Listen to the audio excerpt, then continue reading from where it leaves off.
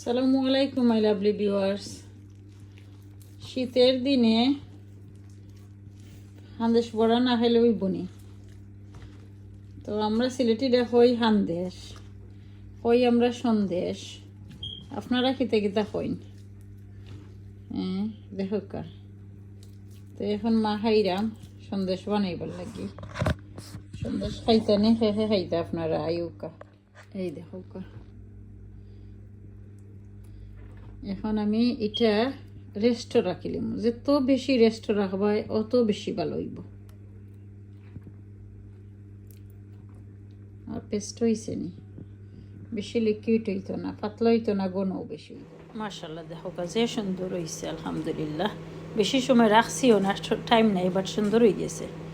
ভালো থাকুক। আসসালামু আলাইকুম, আল্লাহ হাফিজ।